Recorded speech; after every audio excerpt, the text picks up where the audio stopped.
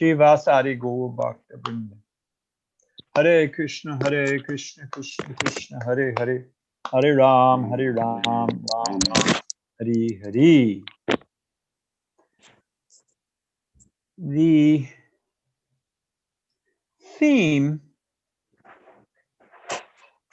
we're doing this World Gita Day all over the world. And the target, which I think we've hit all over the world, is 2 million Bhagavad Gitas. Wow.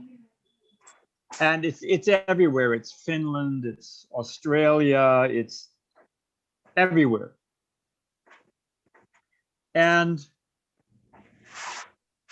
somebody asked me, well, not a devotee, just a friend of the temple, said, is the Gita really relevant to modern times and modern people? And we've got COVID, we've got so many things, unemployment, economy's crashing, and crazy Trump. I mean, we got all kinds of, how is it relative? And I was thinking how Krishna ends his instructions in the 18th chapter, verse 66, when he says, Sarva dharma prityaja mamikam saranam vraja, aham tam sava papebhyo mokshashami mastucha. And Prabhupada translates those last words, mastucha, don't fear, don't hesitate, don't be in anxiety. You just surrender to me. So I was thinking about that, don't fear. And I remember Prabhupada saying that everyone is the society.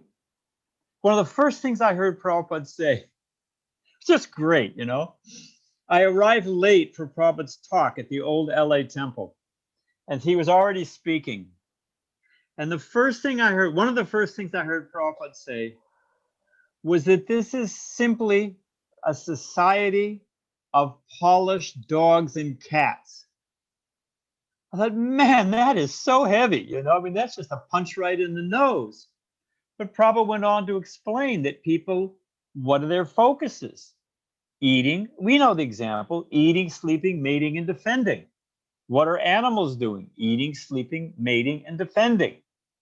So you may be more polished, maybe you're eating with gold silverware in a skyscraper building, but you're still gnawing on some bones and feathers. What's the difference? And then Prabhupada went on to explain, and he does it several times in different places. He explains of these four, eating, sleeping, mating, and defending. He said defending actually causes the most distress. And he goes on to explain that defending can also be described as fearing. So this fearing, I saw a bumper sticker, and it said that if you're not paranoid, you haven't been paying attention, which I thought was pretty funny, And so I thought, because is Bhagavad Gita relevant? What's it got to do with our daily life? But the fact of the matter is that just like the warp and woof, the proton and oton of our life is this anxiety, is this fear. So I thought, just to preface this, I would make a little list of different types of fear. How is it relevant? And let's see, you can have a little checklist, and you can check if any of these, of course, you're all devotees, you're free from all stress and anxiety, Vaikuntavasis. But we can think about these different types of fears. And then we'll have a short, see how Bhagavad Gita, the message of Bhagavad Gita, the relevance of Bhagavad Gita, how Bhagavad Gita profoundly resolves these existential fears that are the rock in the shoe. You know, when you're walking, you have a rock in your shoe, you can never get comfortable. So the rock in the shoe, the constant underlying existential angst are these different fears. And everybody's experiencing it. Every cultural, every tradition, every age. It's going on. So the first, of course, is fear of death. What happens? You know, is that the end of the show, or do I go to heaven? Do I go to hell? And they say nothing's certain but death and taxes. So everybody's got it in the back. Why do they all slow down and look at an accident, a car accident? Because in the back of their mind, they're thinking, there but by the grace of God go I. So there's fear of death. Okay, well, that's the big one. But in between birth and death, there's fear of loss, loss of things, you know, loss of my house, loss of money, loss of my car, so many things, loss of my health. So there's loss of physical things. Then there's loss of relationships. I mean, Romeo and Juliet, they were, I think, 12 and 14, 14 and 16. They were very young. And, you know, people give their heart, young love, and it's just broken in half. And parents die, divorces, people move away, friendships break. So many things happen. So there's fear of loss of things. There's fear of loss of relationships. There's fear of growing old. Frankly, if one has to grow old, and everyone does, it's miserable.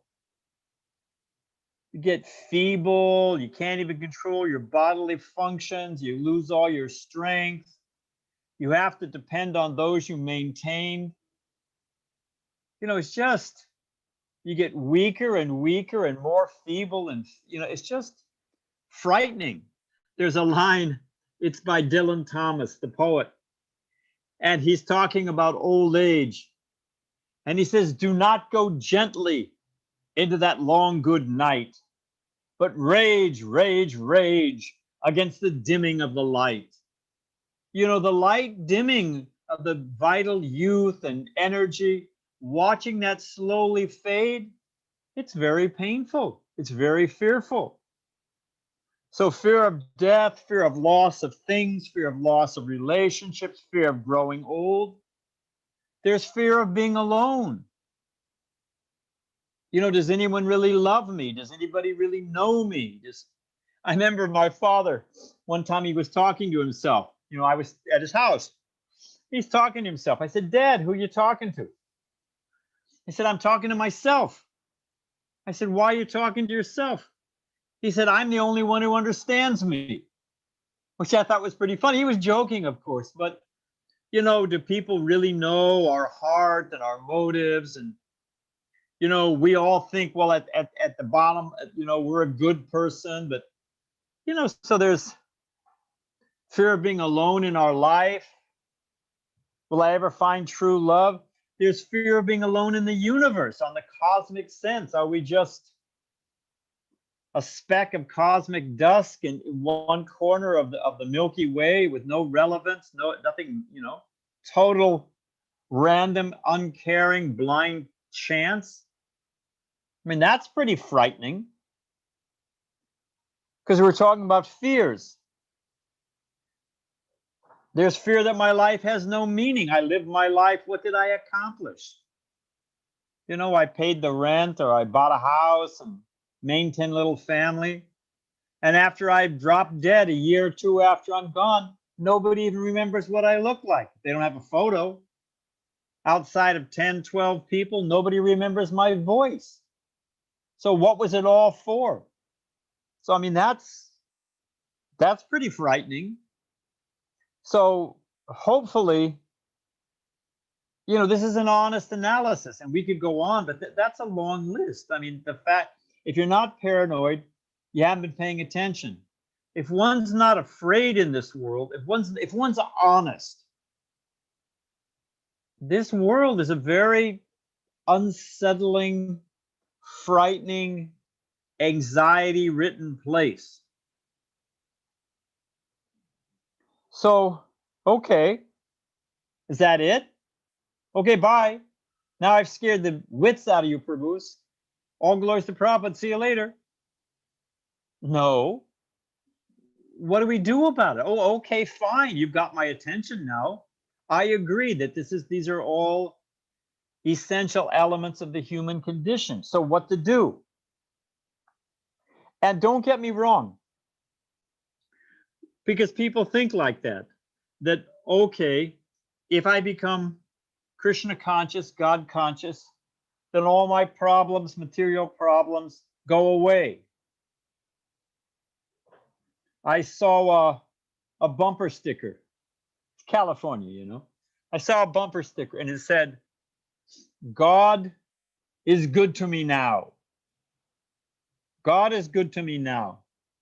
And obviously some Christian bumper sticker, now I've accepted Jesus and God is good to me. Well, God wasn't good to you before. You know, if you're a Muslim or you're a Hindu or you're, what to speak of, a Vaishnava, or if you're even an atheist, God wasn't good to you. God doesn't care. He's not Suhridam Sarvabhutanam. He's not the friend of all living entities. So the point is, we all know the class. Who can answer this question? What is a classic example of how a fearful situation is completely transformed by knowledge?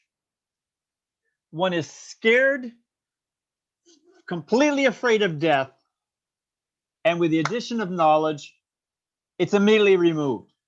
And Prabhupada uses this all the time, this example. Anyone want to guess? You can just unmute. If anybody wants to guess, just unmute and give me your idea. What's your question? I mean, what is your question? My question is, yeah, you walk into a place, you see something, you're immediately scared to death. With the addition of knowledge, all your fear is gone. What is that experience? What are you seeing that scared you? And with knowledge, you're completely unafraid.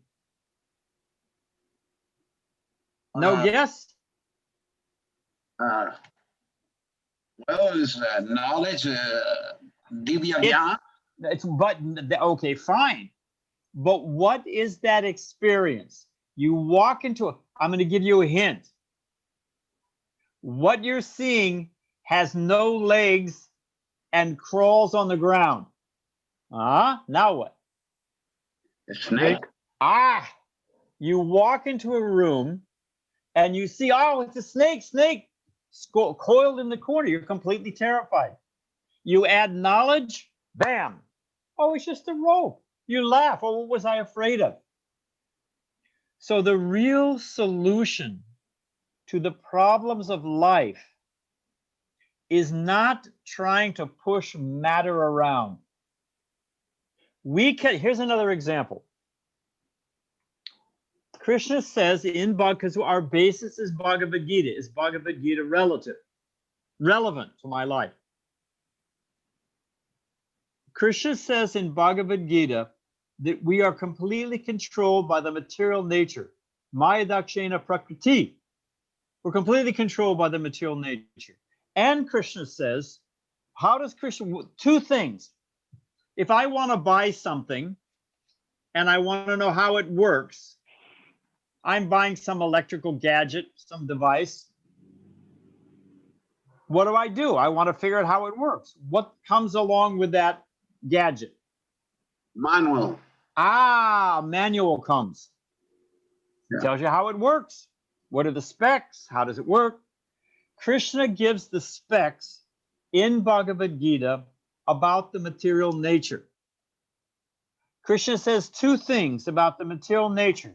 It is A and it is B.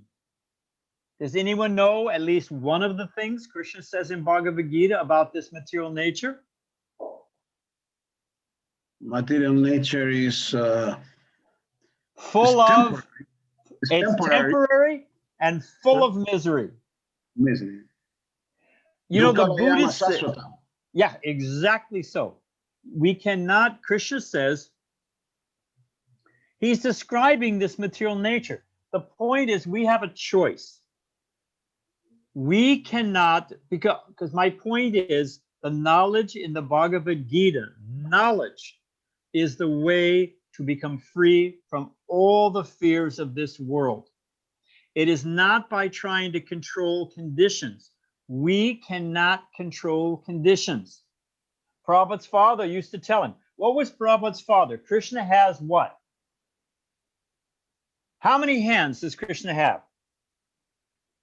2. In this analogy, Prabhupada's father used to tell him, he used to say that we have 2 hands. You, me, all of us, we have 2 hands. How many hands does Krishna have? Unlimited. 100 hands, Prabhupada used to say, Prabhupada's father. And Prabhupada said, if Krishna wants to take with his 100 hands, what can you do with your 2 hands? We cannot control this material nature. We can make all of our plans. The Jimmy Carter, when he was president of the United States, America was in an economic depression. So they got the best and the brightest economists, top in the world. They all went to Camp David, the presidential retreat, and they all had a 4-day meeting, what to do. And they came up with an ingenious plan. Their plan was they would give everyone a tax rebate of $800 to every American taxpayer. Now that added up to billions of dollars. So much money. So the government was losing that money, taking a risk. But they said, we'll give everybody that money. Everyone will go out and shop. All the businesses will grow. Everyone will get paycheck. They'll hire more people. We'll get all our money back in taxes and income tax, and it'll work out great. It's an ingenious plan. So they did it. Maybe it was more. Maybe it was 1,200. I don't know how much, but they gave they gave a big chunk of money. You know what happened?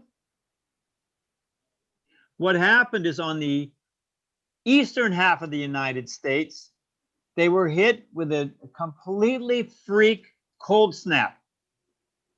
Temperatures dropped 25 degrees below normal. Everybody had to spend money on heating, coal, boiler. So all the money went to pay for the heating bills. Mhm. They didn't spend it. On the western half of the United States, true story, they were hit with an incredible heat wave. Everybody cranked up the ACs. Whoop. All the money went to the utility company to pay for the electrical bill. It didn't go into the hands of the merchants and the people, nothing. The whole thing, they might as well have taken the money and lit it on fire. The government lost the money and it didn't do a thing. And all it took was some deva somewhere who's in charge of heat in the western United States to just tap the thermostat up. All it took on the eastern, whatever deva, there's 33 million. So one of the devas just had to tap the thermostat down. So the point is that we cannot control conditions. I'll give you another example. I was in that knowledge, that my point is that knowledge is what changes our existence, not conditions. I was in New York, JFK. I was flying down to Puerto Rico to help our temple out some years ago. And in JFK, there was a big advertisement. And it was a tropical beach, nice aquamarine water, white pearl sands, swaying palm tree, beautiful, muy tranquilo. And it said, going nuts in this city, New York City, so much noise, so much chaos, so much confusion. Go to Puerto Rico. Vacation in peaceful Puerto Rico. Look good. Okay. Got on the plane, flew to Puerto Rico. I was going there anyway. Helped the devotees set up their press. I swear to you, Prabhus, before I got out of the airport, big poster of New York City skyline at night. Flashing lights, you know the pictures, New York skyline. And it said, going nuts on this little island with nothing to do, bored stiff in Puerto Rico, go to New York City. That's where the action was. True. So everybody in New York thinks, well, if I go to Puerto Rico, I'll be happy. If I change my conditions, everybody in Puerto Rico is thinking, hey, if I go to New York City, I'll be happy. But the point is, conditions don't make us happy. We cannot control conditions. Krishna says it's miserable, it's temporary, it's constantly mutable. But what if we don't control conditions? What do we control? We don't have control over the conditions. We can be walking out the door and somebody sneezes on us and we've got COVID. We can't control conditions. Mhm. Some big business, they can make a decision, two companies merge, all of a sudden my position is redundant and I'm fired. I'm dropped down a shaft. I had nothing to do with me or the quality of my work. So if we can't control conditions, which is a fact, what do we have control over? There's something that we have complete control over. And it also starts with a C. Conditions versus, what's that word that also starts with a C? Anyone other than Dwajit? Marj, no? Dwajit Prabhu? Jai Dwaj? Consciousness? Ah, who said that? This is a doctor. A doctor. Wait, we have Shefali. very good. We have control of our consciousness. That's what we actually have control over. So Bhagavad Gita is the most relevant information for solving the fears of life because it teaches us how to control and how to direct our consciousness. It is, for a fact, the only thing we have control over. So we'll end in a couple minutes, and we'll take some questions. But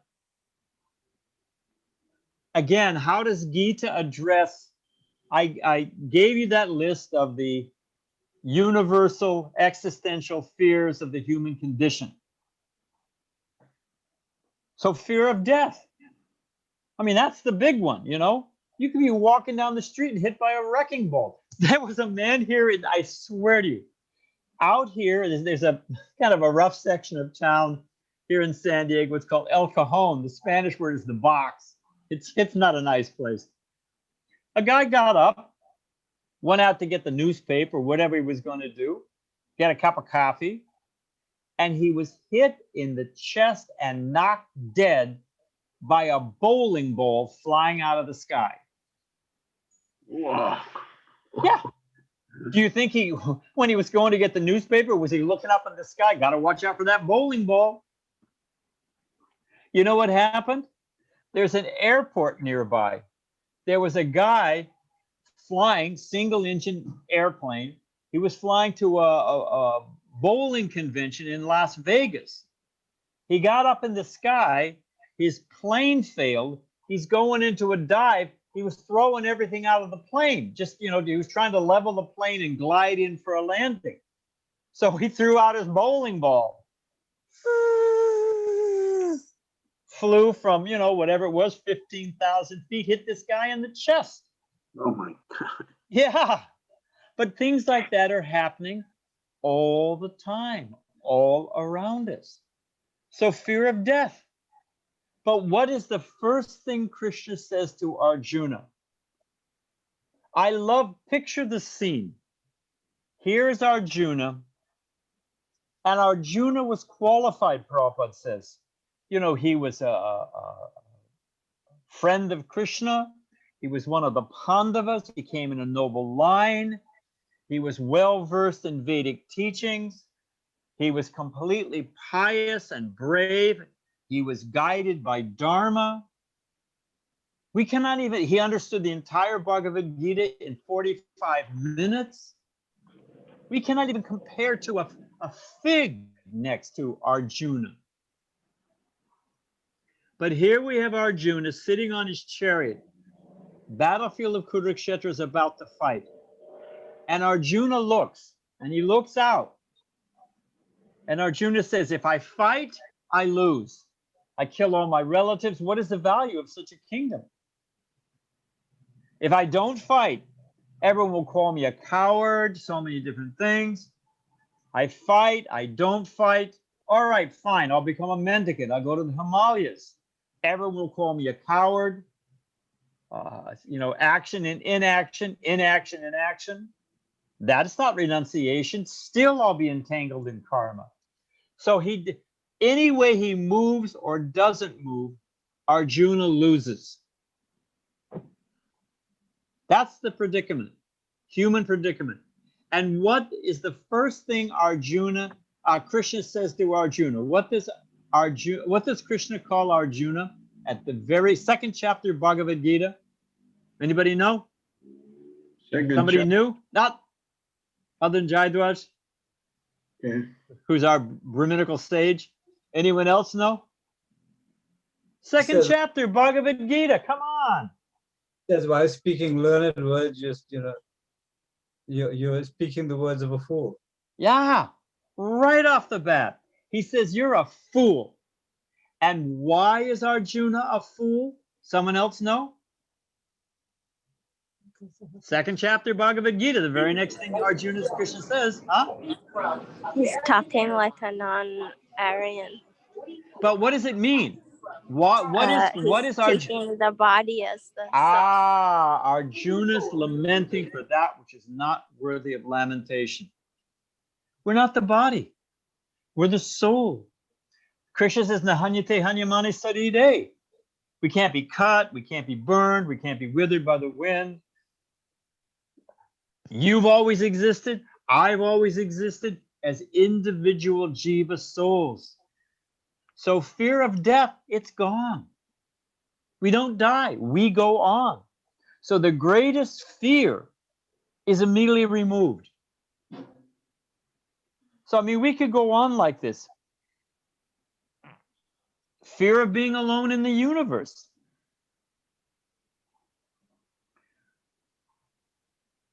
I was sitting in Prabhupada was speaking. I'll tell you two things. They're both very nice. Well, I think I told you the last one last time, so I'll tell you this one. Prabhupada's giving class in Los Angeles. Prabhupada says, you think you're sitting on the floor? I am sitting in the hand of Krishna.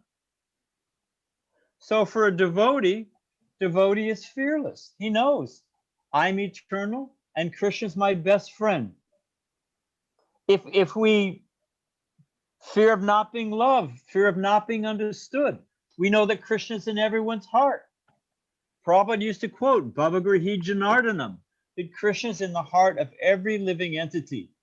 Krishna knows us.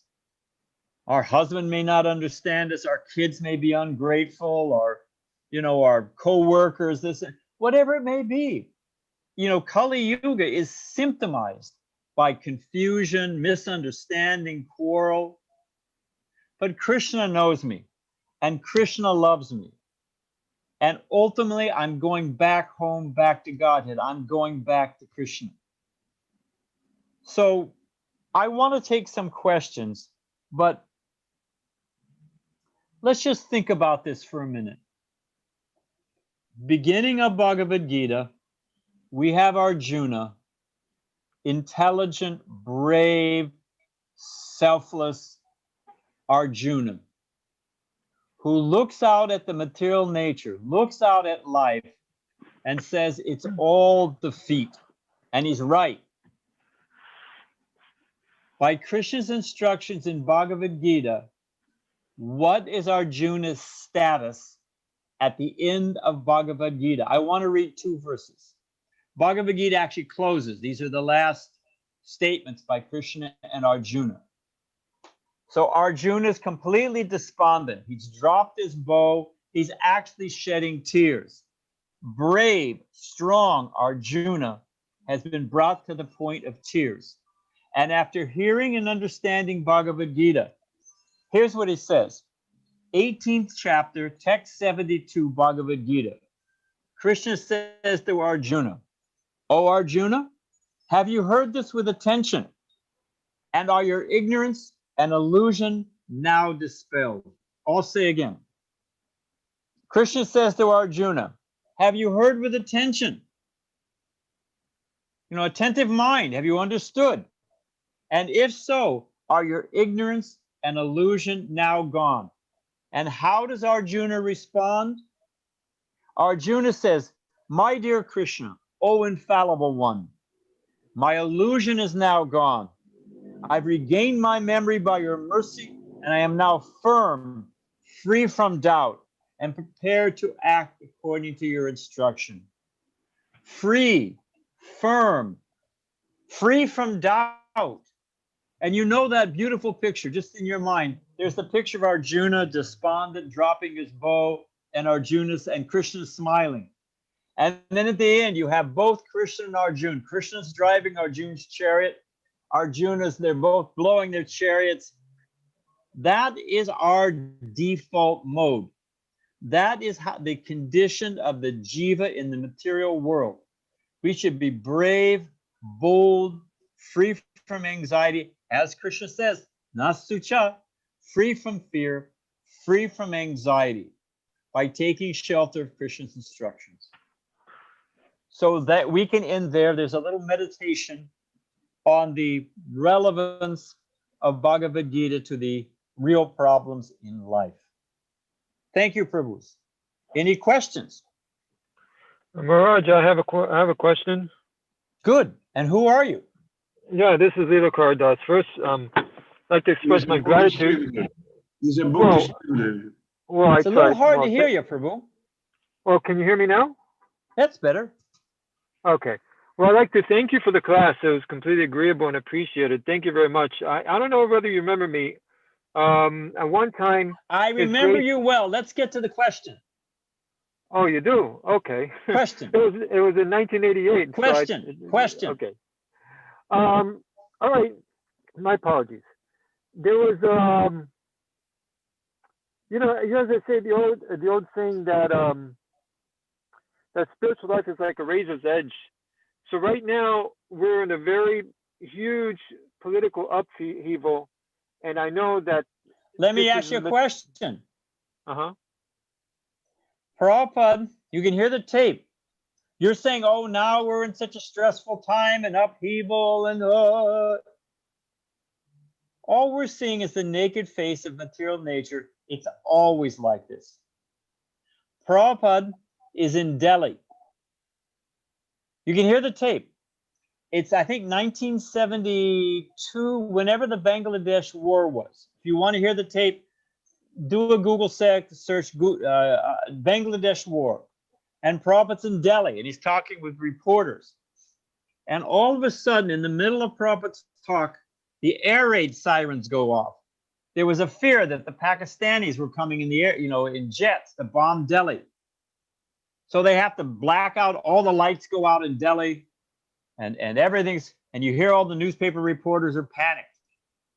And one of the reporters pushes his mic towards Prabhupada and says, oh, Swamiji, do you have words for us in this time of great distress? Prabhupada says, if the lights go on, If the Pakistani jets go away, you're not in great distress. You're not in great fear. You're not completely at the whims of the threefold miseries. Miseries by other living entities, miseries by the material body, miseries by the mind. You're not suffering from birth, death, disease, and old age. You are always in distress. That is the condition. So there's nothing special about now.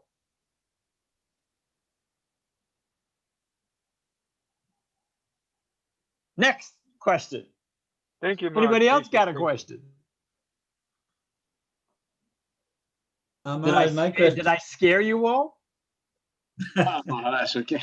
It's nice. All right. Thank you very much. This world is a scary place. Yes, it is. I mean, everything you love materially, including your own body and mind, can be snatched away from you in a second. Prabhupada's classic example of Shukadev Goswami and Maharaj Parikshit. And Shukadev Goswami, who can help me out with this? Prabhupada says that Shukadev Goswami was given a 7-day warning. 7 days, Snakebird's going to come and bite you. What is our condition? How did the Prabhupada compare that to our condition? That we can be killed at any time, at least Anybody? Parikshit Maharaj had 7 days. Exactly. Anybody here got a 7-day warning? Prabhupada had such a great sense of humor. He could really make a point clear. Prabhupada said, anybody here have notice from Yamaraj? Any of you have a certificate? I could cough right now and drop dead. It kind of be a rough way to end. It would make the point for the class, but it is, Okay, next question. All right. So some people think that they can be happy in this material situation, and you explained that we can't control the condition. There's some happiness. We'll give them some credit. There's some happiness. Sometimes I've heard them say, devotees say, that it's not happiness, but it's a reduction of misery. Well, there's two ways you can look at it. All the happiness is, Prabhupada said, all happiness in the material world is scratching an itch. It itches, you scratch it, you feel a little bit better. But it's just sex desire, I'm sorry to say, which is the biggest, that's the big one. All it is there's an agitation and there's release. Agitation and release. It's not really happiness. I'm hungry, I fill my belly. I'm lonely, I have a girlfriend. It's hot, I turn on the AC. It's really just minus zero. But even if, Prabhupada says, okay, fine. You want to say a little happiness. I don't know what it is. Everybody's got their own thing that floats their boat. But Prabhupada says it's like a drop of water in the ocean. In the desert. You're in the desert. Someone comes along with a little eyedropper and gives you a drop of water on your tongue. Okay. It's water. But did it solve your problem? What do you think? So, we are not, they have a saying in America to go for the small potatoes. Instead of going for the big things, we go for the small things. So they're going for the small things. They're going for the small potatoes. I get a little relief. I Botox and I look okay for a couple more years and then I look horrible, whatever it is. But we are smart. The devotees are smart. We want to solve the problem once and for all. If there's a solution, is it into Prabhupada's classic example? All glories to Srila Prabhupada. If you're tied on railway track, okay, and the train is coming, and I'm Mr. Good Samaritan, I come along, I see you there tied on the track, and you say, help me, I'm tied on this track, the train is coming. And I say, yeah, that must be very uncomfortable. Let me put a pillow under your neck. You're getting a stiff neck, let me put a pillow under you. And you say, you idiot, the train is coming. Can't you hear the whistle? You say, yeah, that whistle, that can be very irritating. Here, let me get you a nice set of Bose headset. Let me get you some nice alternative rock music or whatever, classical music. Here's now you don't have to hear the whistle. You say, I've been calling for hours and the only person who comes is you, idiot. Help me. Say, oh, your throat must be parched. Let me get you a nice glass of lemonade. I'll get you a curved straw so you can just stay there and drink some lemonade. So there you are with a pillow. You got nice piped in music and a glass of cold lemonade. Have I actually helped you on that train track? No, Can you call that happiness really? not really. If there's no alternative, that's the thing. If there's no alternative, okay, make the best of a bad bargain. Get what you can, you know? You only go around once in life, get all the gusto you can.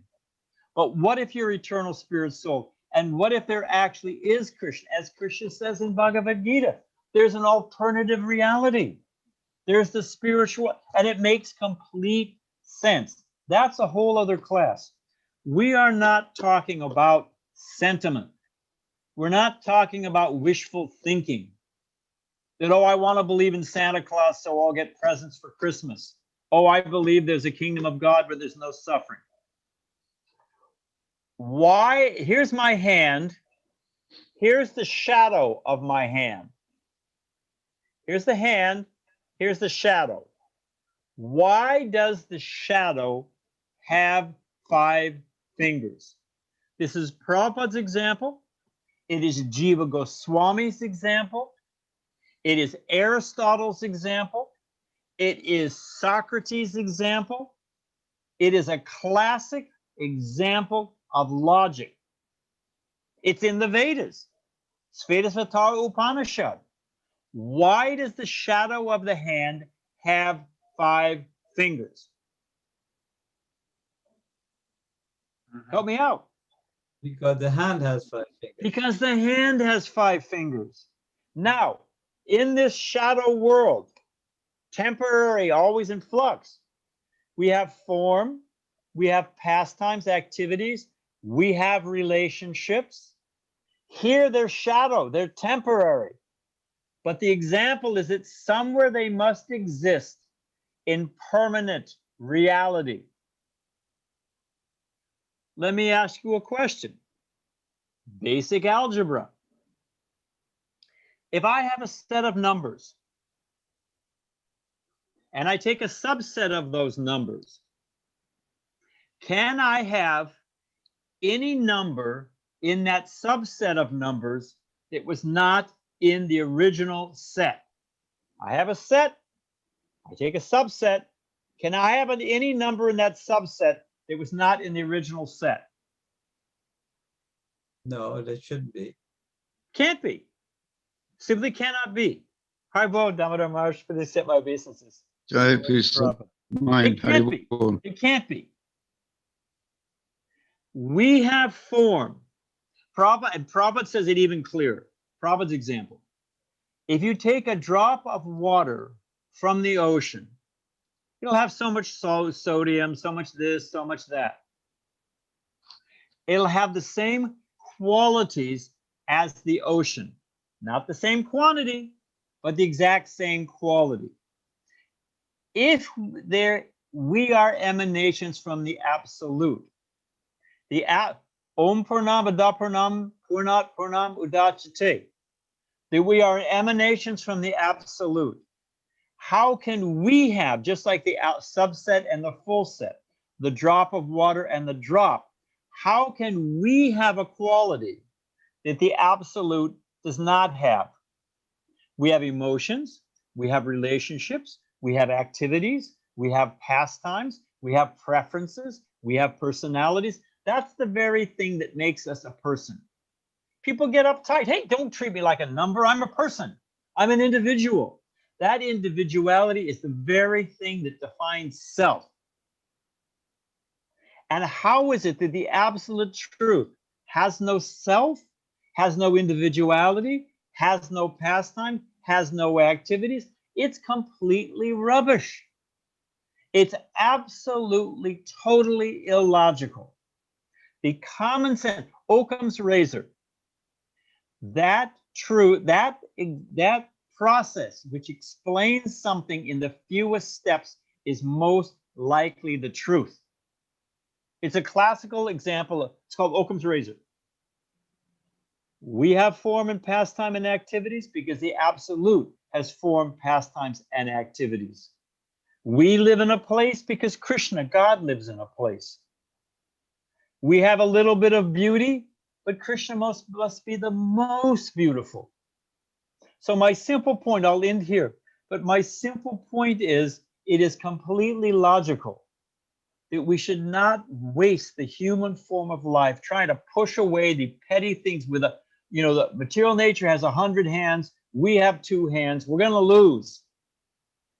And waste our time trying to scratch the itch, which is never solved. Better we use our intelligence. Let me just become Krishna conscious.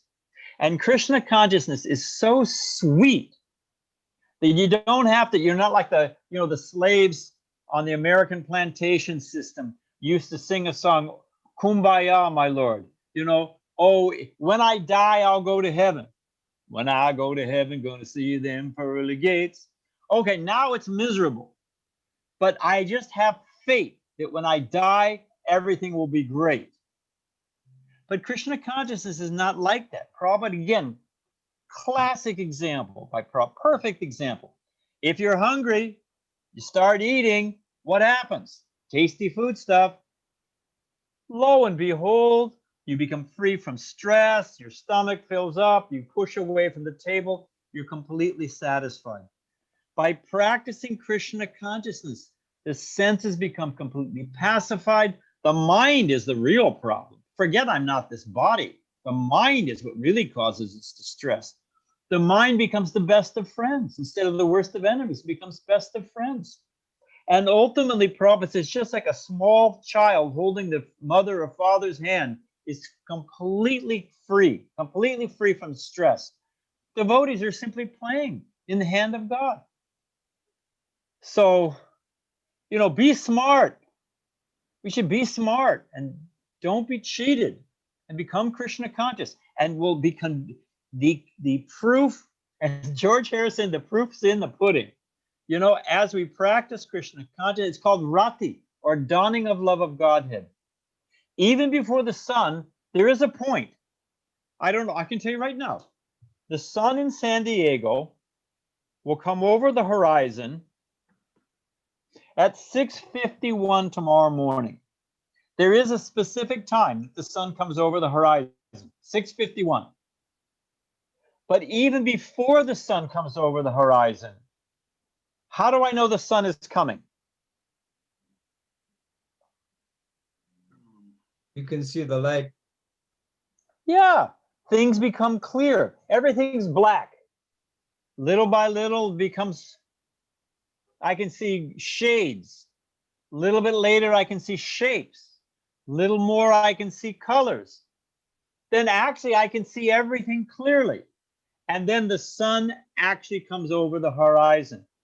So there is a point, Prabhupada describes so many places, but we can go where Lord Brahma, answers by citing the Lord's version, Srimad Bhagavatam, that where Lord Brahma shakes hands with Krishna. There will be a time that we meet Krishna face to face. But even before then, in this very life, everything becomes clear and we can see Krishna working in our life.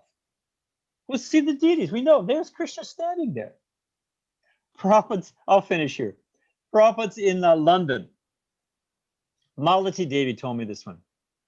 Bhaktivedanta Manor, temple room is packed. Beautiful Radha Gokulananda here.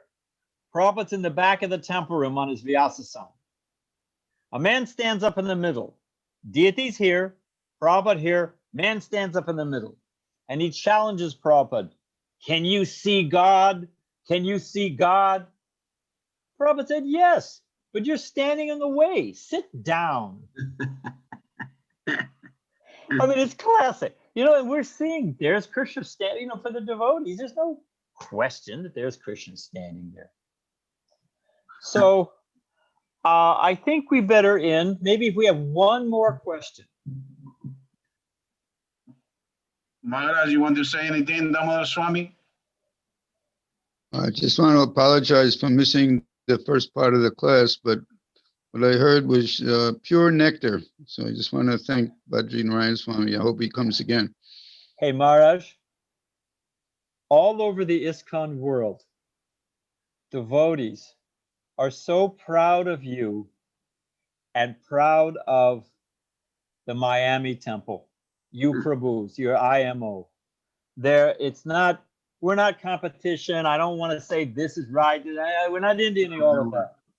But you Prabhus and Maharaj, under Maharaj's leadership, Miami is one of the most important cities in the world. It is the capital of South America. Yeah. It is such an important city. And there's so many different, there's Russians, there's, Puerto Rican, Cuban, there's Venezuela, there's there's Haitian, there's just every kind of community you could ask for. It is such a ripe mango. And everybody was feeling some pain. Miami should be awake and moving. And that you, Prabhus, are there under the guidance of Maharaj and doing nice preaching. We're not talking about whatever other people are doing, great. We wish them all success, and we're working with them. But that you are there and, giving Prabhupada's mercy to the conditioned souls who are ripe like anything, just waiting to meet you. It is something wonderful. So I wanted to thank Maharaj and thank the rest of you. So we can end on that note, okay, Prabhus? Yeah, one question. Oh. Susukan Kartuna that happiness is in Krishna consciousness. And some man I was preaching to, he said, well, you eating prasad now, and then again you have to eat again. So this is material. It's not spiritual. I'll give you an example. I personally heard Prabhupada give this example. It's blissful. A devotee asked, because it's described, when the Kumaras are at the gates of Vaikuntha in the Bhagavatam, and it describes how everything is fresh. And it describes that the garland on the Lord never wilts. Because the Lord Narayan, Lord Vishnu, is the source of all life, so the garland on his body never wilts. So in one of those classic stump the Swami questions, what is the use of such a question? But anyway, here's the question. The devotee said, well, Prabhupada, if Krishna is the source of all life and the garlands of Vaikuntha never wilt on the body of the Lord, and the deity is the same Krishna, why do the garlands wilt? Huh? Why does the garland wilt? You know what Prabhupada's answer was? Just to give you some service. If the garlands never wilted, if the devotees never ate, how would we get to cook for them? If we only you take prasadam once, but I don't know about, I've got diabetes. I got to be pretty careful nowadays. But, the taste of a samosa or a jalebi, nice mahaprasadam. Do you want to just only once? You take a jalebi, mahaprasad, samosa, only once. That's it. Finished. Never again. So the rather, it's a material concept. And one of the first things, the same lecture or next lecture, I'm not sure which one, Prabhupada said, it's classic. He quoted from Sri Upanishad.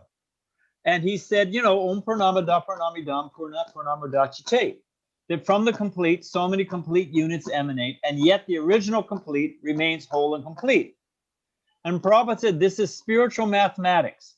1 + 1 is 1. 1 - 1 is 1. Krishna can emanate unlimitedly, and he's uninfected and ever increasing. So, and Chaitanya Mahaprabhu says in the first verse of Shikshastikam, it's ever increasing. So material things have a beginning and an end and a saturation point. But spiritually, to answer your friend, Krishna consciousness is ever fresh, it's ever growing, it's ever changing, it's ever increasing. It is nectar at every step. So it's not this static Buddhist, I come to the point of zero. That's not what we're talking. We're talking about ever increasing spiritual ecstasy. Okay, we can end there, all right? Thank you All very much. glories to Srila Prabhupada. Thanks a lot for the invitation. I really appreciate it. Thanks a lot. Hare Badrinarayan Krishna. Maharaj ki jai. Hari Hare Bol. Krishna. Thank you, Haribol. Yeah, Maharaj disappears when you say that. He doesn't like glorification.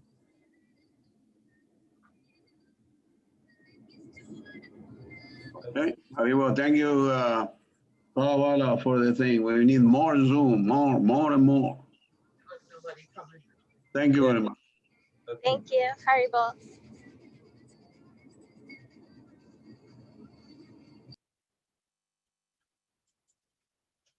Yeah, but it's still- I'm very disappointed.